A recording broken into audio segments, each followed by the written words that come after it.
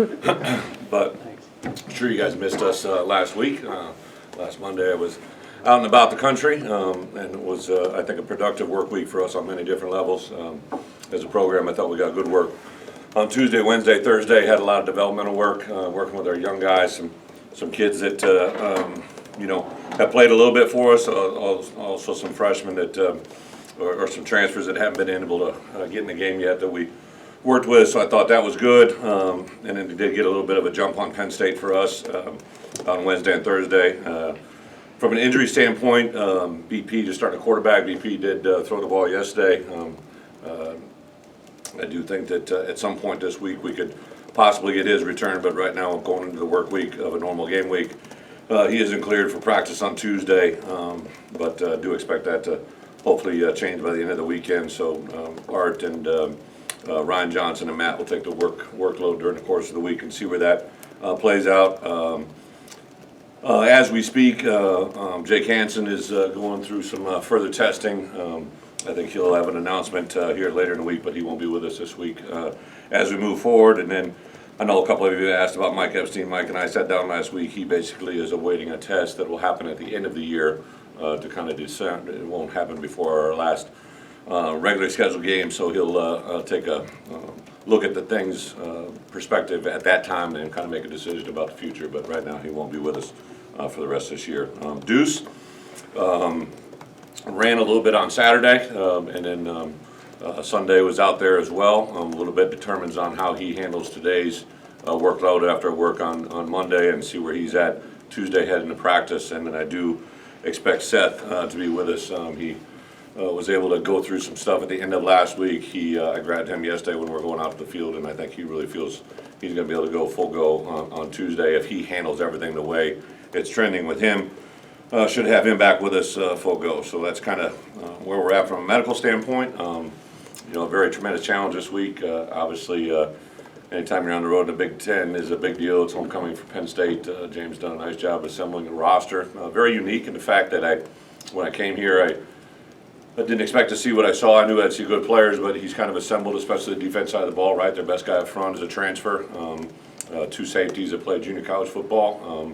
So their roster is made up of a lot of really highly recruited high school players, but also some guys that have added through the transfer portal as well as junior college transfers. Offensively, they obviously have a question at quarterback. I'm sure we're not going to get any answers on that anytime soon, but whoever they have there at quarterback, kind of two different stories, right? A guy that's played a lot of football, does a lot of really good things, has won a lot of games for him, a three-time captain, and then you also have a guy that's really, or two guys that possibly could play in his absence that have limited work experience. Our running backs are very talented, having a receiver that's probably one of the best in the league, and a very talented offensive line, so tight ends are good as well. So we got a tremendous challenge, but I think our guys are excited to get back out on the field and compete. So with that, open up for questions.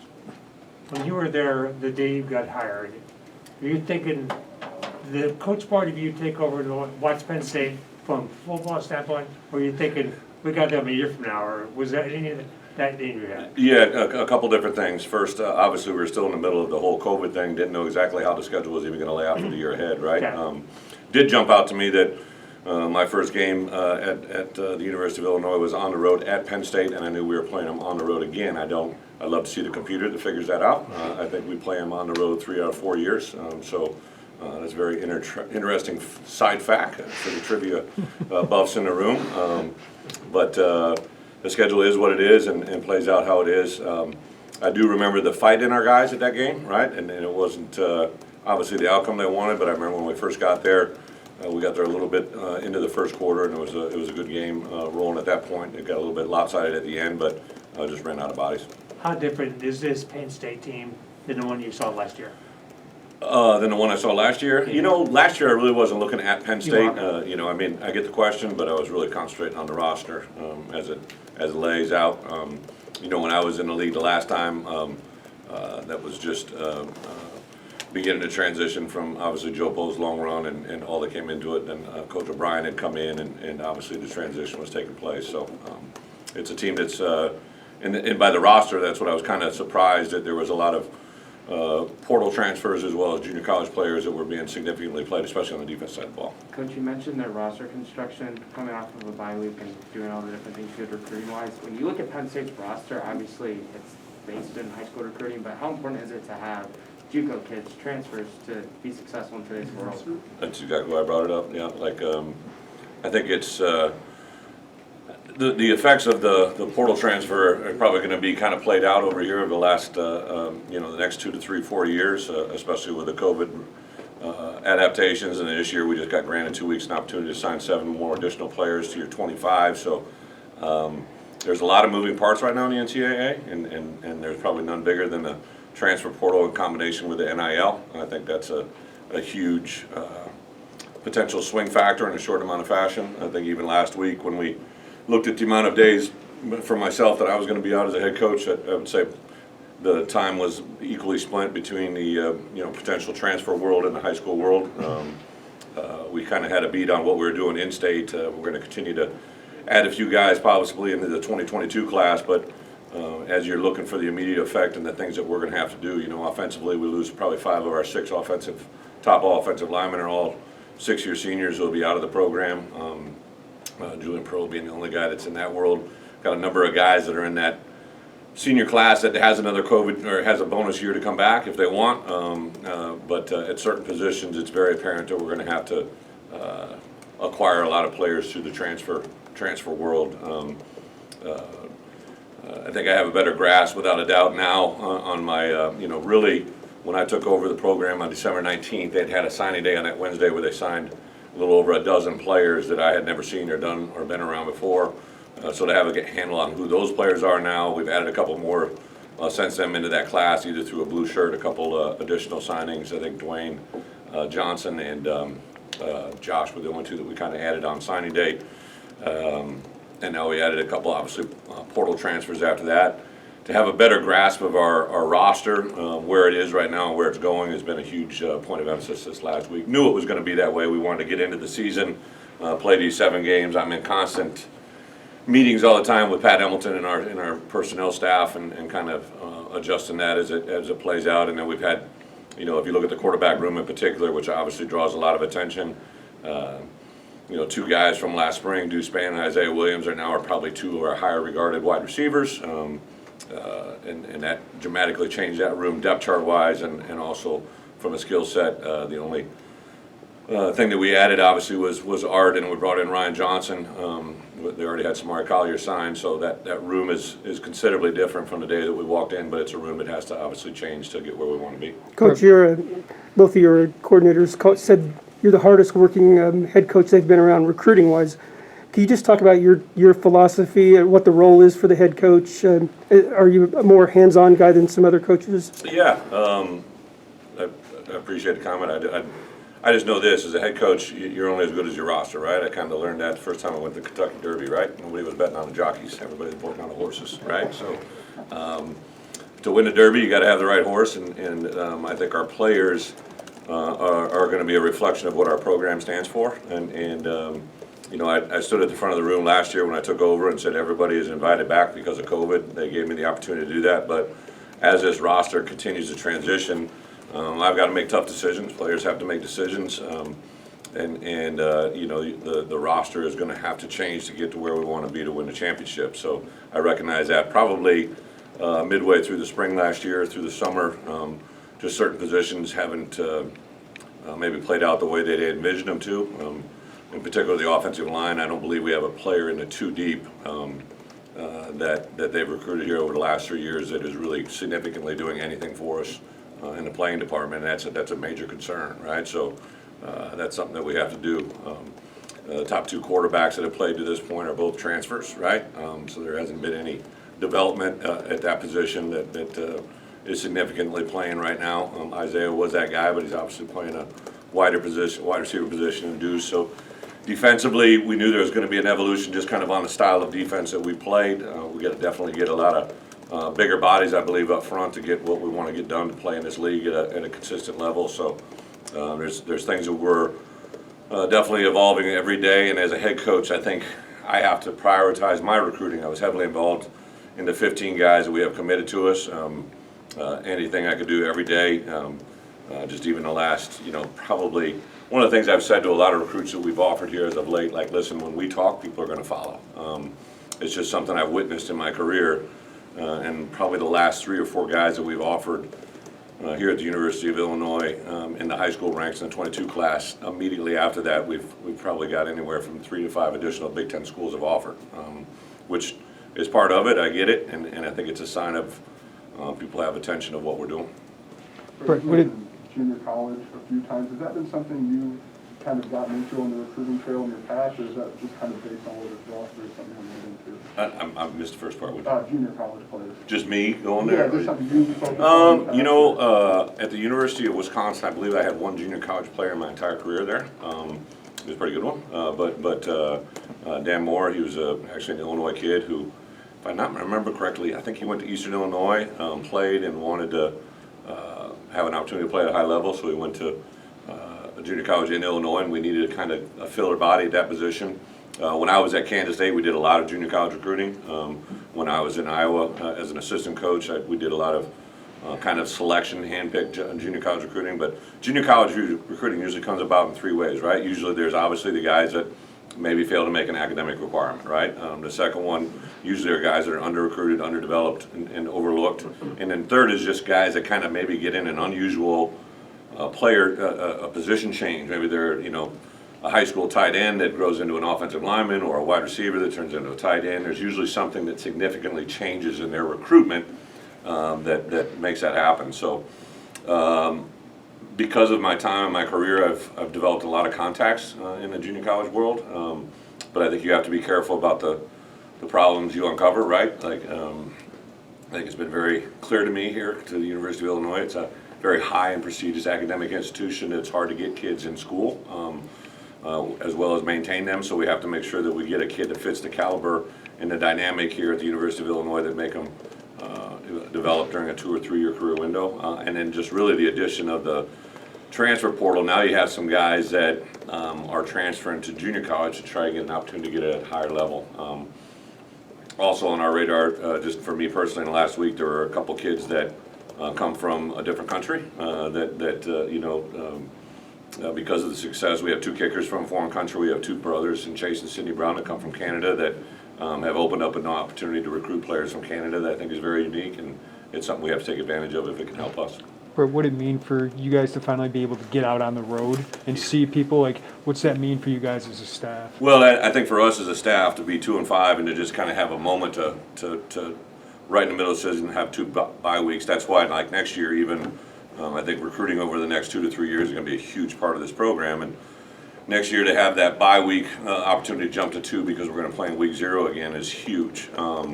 So we were out on the road quite a bit, and I know for me personally, a lot of schools I was at, it was the first time that a lot of times a major head coach, a Power 5 head coach had been through. They'd seen some assistants during bye weeks, but not a Power 5 head coach. I came across that several schools that I was in. But because we were out a little bit I went into school on a Sunday. I was in 4 states on Monday. Thursday I actually was in one high school, and I was able to go into a home visit of a current player, which was really a huge thing. Got clearance from NCAA as long as I wasn't engaging any prospective student athletes or we could do, and it's important to me, like I've said this, and you guys probably get a feel of who I am. I was able to go see 4 different players and their parents last week on the road, and that was like hugely beneficial for me because now I learn a little bit more about them that I'd never known until I met their parents, right, and or their immediate family. That was huge.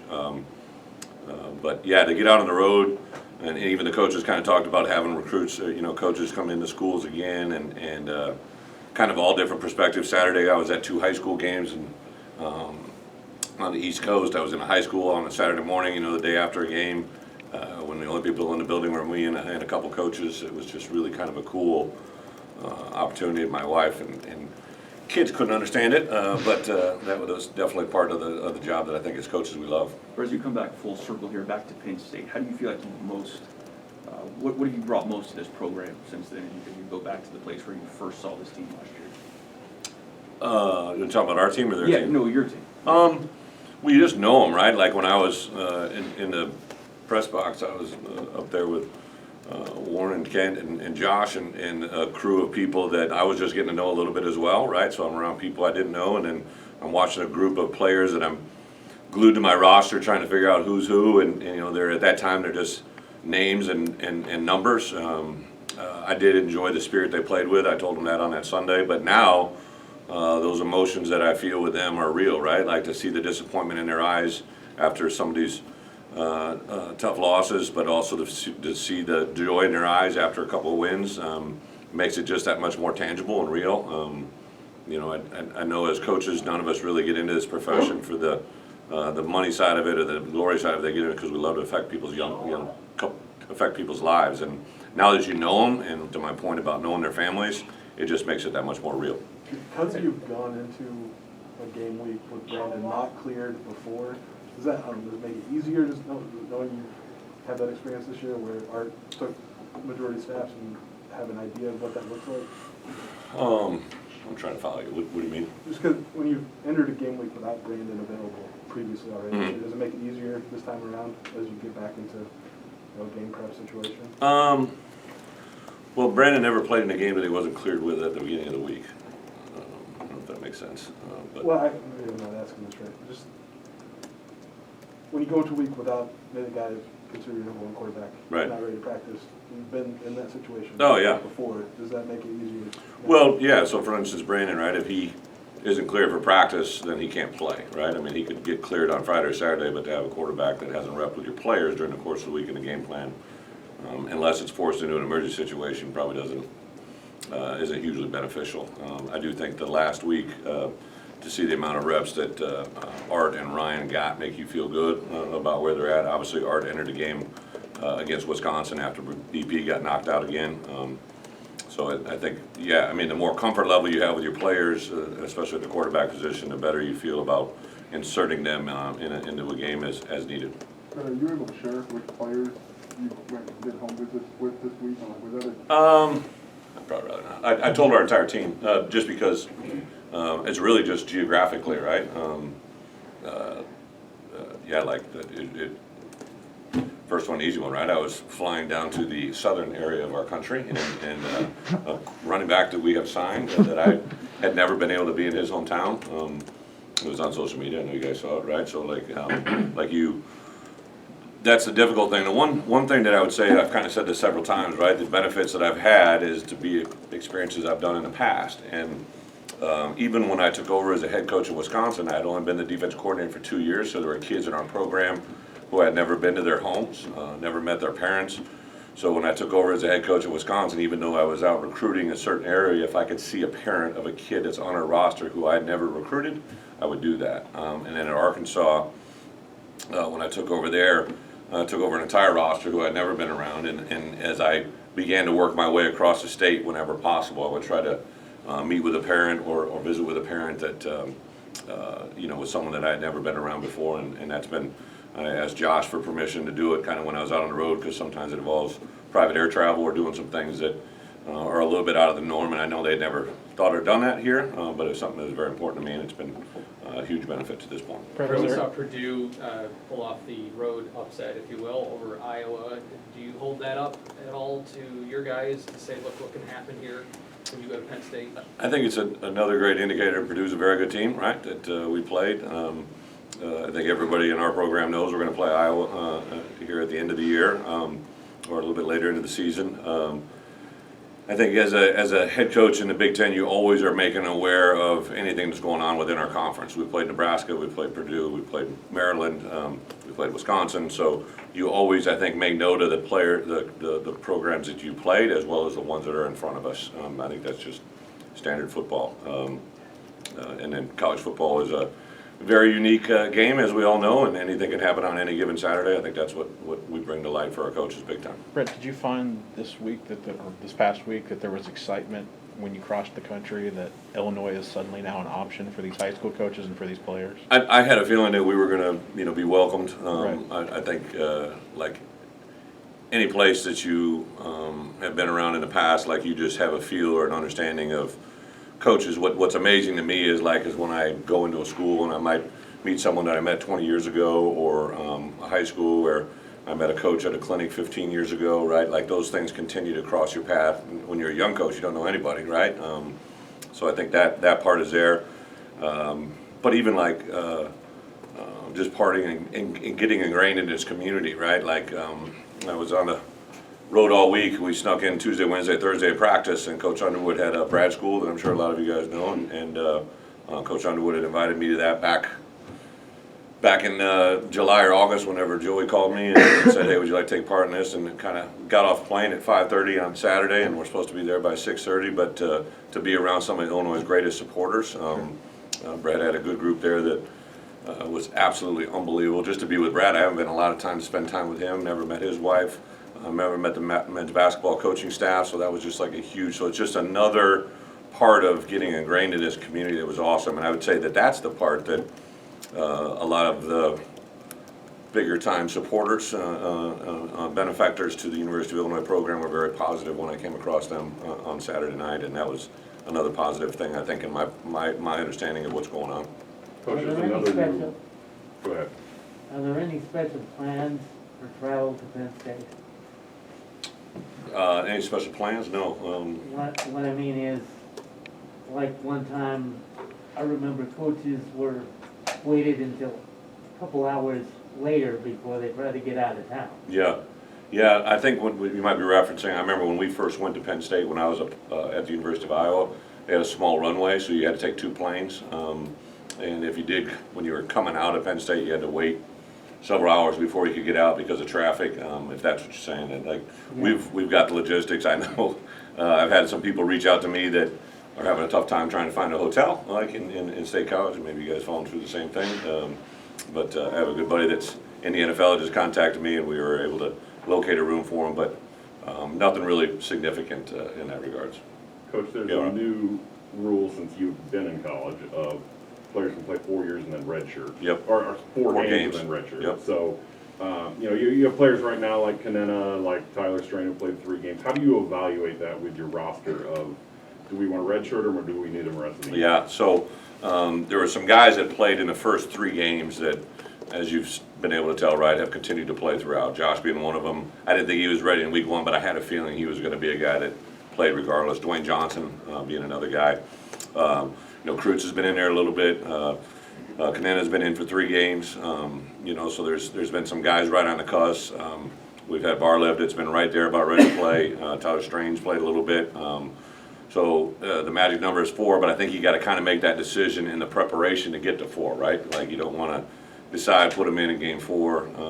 I would say during the bye week we've made some roster changes. There will be position changes that you'll see Saturday in the game that I think is just constant maintenance of your depth chart and your roster and make that better. And some of those have been in the freshman class.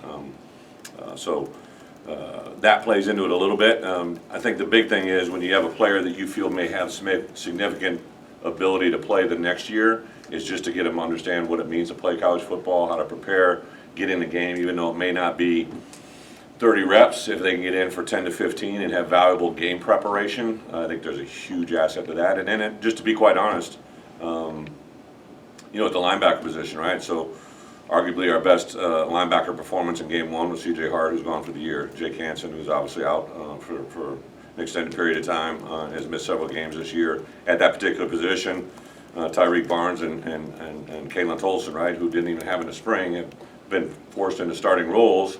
And the guys behind them are guys that haven't really seen the field, right? So because of the unfortunate injuries that we've had this year and the amount of them, it's put a lot of guys on the field in these reserve roles and also heavily involved in special teams that come into play on that 4-game rule. So then when you get to 8 games and say you have some freshmen who haven't played, they kind of have 4 games where they could play and you know this, Richard, you think you would employ that, or is it again, I totally understand the question, but I don't think, if you're in a game that you are involved and you're trying to win that game to any degree possible, it does factor into it, but you can't say, listen, I want to play Johnny, right? Like, I want to play Peter, I want to play Ricky, right? Like, it's got to be about what gives you the best chance to win, and that's a sight that can get lost as you try to factor it that way.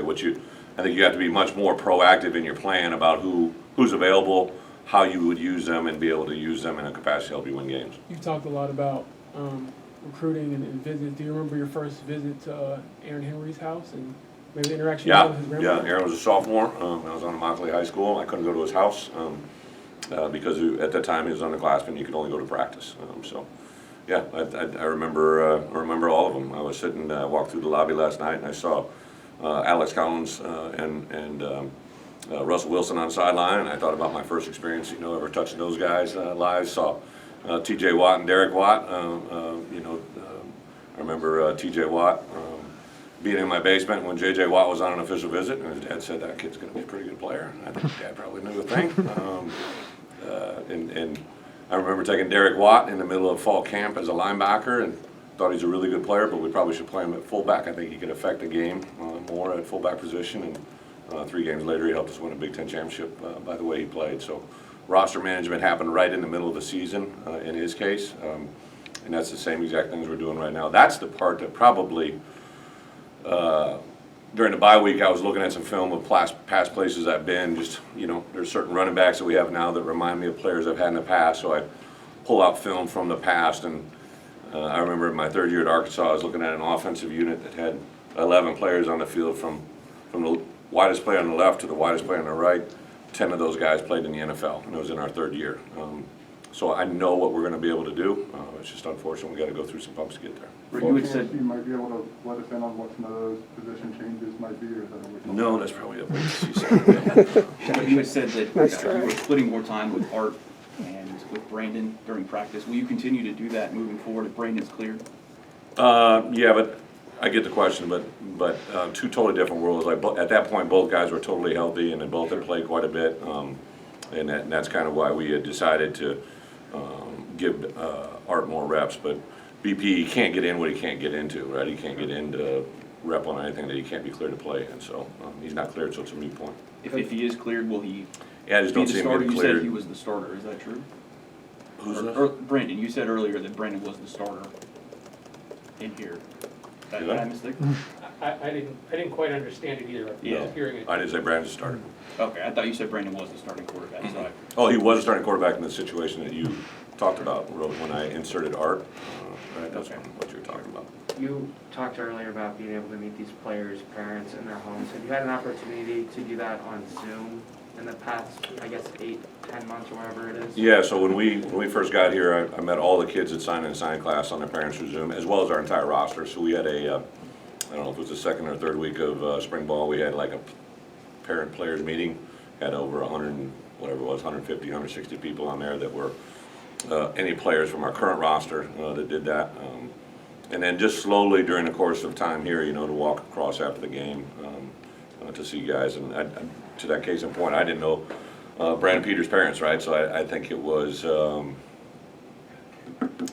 might have been Maryland or Purdue. I'm walking by and they grabbed me. I didn't have any idea who they were, right? So it's been just kind of slow addition through time to get to know these people. Brett, apologies. Did you say you don't envision Brandon getting cleared? Is that what you said? Yeah, let's clear this up. all right? Yeah, I just want to So clarify. Brandon Peters has started games here. Art Sukowski has started games here. Brandon Peters is not cleared to start practice tomorrow, Tuesday, Right. and has not practiced with us since the Wisconsin game as an offensive defensive player. Art has and did, RJ as well, and Matt.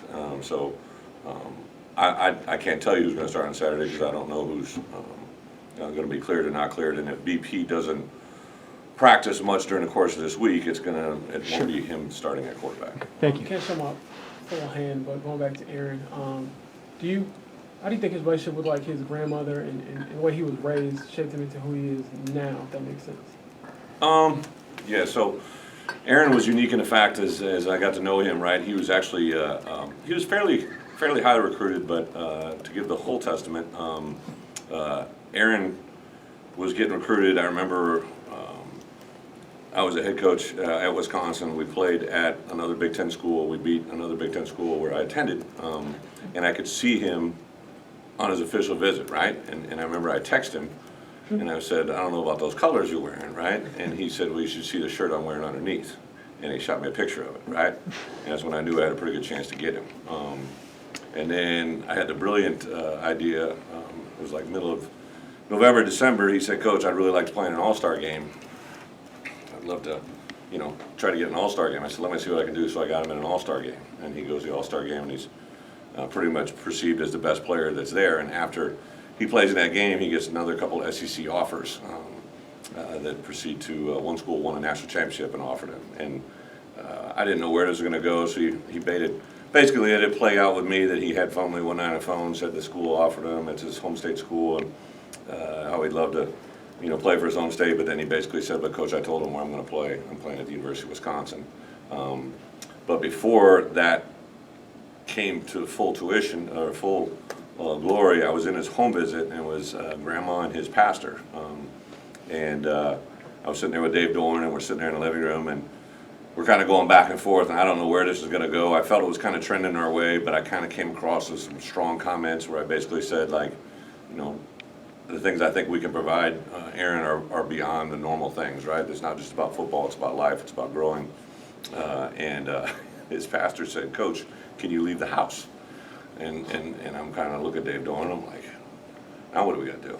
So they made us go stand out in a driveway in Immokalee, Florida, and I said, I don't know if we just got him or just lost him.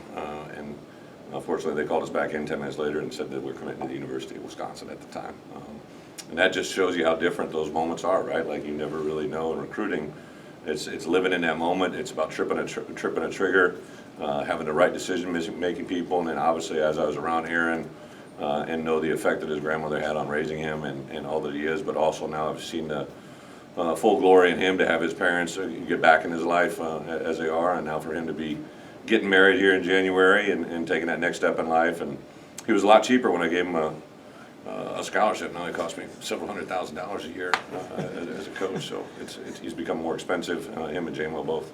Right, with spring football obviously being its own entity at this point, how do you approach a kid that might want to try something in the spring, like another sport, like, hey coach, I think I can really help the track program, or I can do this thing with baseball? Yeah, so one of the first things that jumped out to me is that to come here to the University of Illinois and to have such a strong presence of all these other sports, right? And the two most common, right, are track and baseball for football players. And that is something I immediately reached out. Coach Hartlib was one of the first people to come in my football offices, and one of the first guys that I struck up a relationship with. And he and I have already talked, I would bet you probably half a dozen guys that are interested in football and baseball combinations. It's easy to see the passion that Coach Hartlib and his staff has, as well as the tradition. Also track, we have a current player that I'm sure you guys are well aware that probably will do track here as well. And I just believe this, right? I think a lot of times in life, I think the good Lord gave me 2 daughters so I don't have to deal with this, right? But like too many times young men get focused on one sport and become very sport specific, and they don't play the games they love. And what I've always said is if you give a young man a chance to play a game that he loves in football, but he also happens to love track, he happens to love baseball, sometimes a happy mind and a happy heart lead to even better results. And in track, like when I've been around fast guys, if fast guys are around other fast guys, they tend to get faster. I've seen it happen over and over. So that will be a transition you really haven't seen here before, or haven't seen as of late. That just wasn't something that was permeated in the program that we inherited. So I think for sure, if now I don't want them just going over there and sitting on the bench. If they can help them win and they can be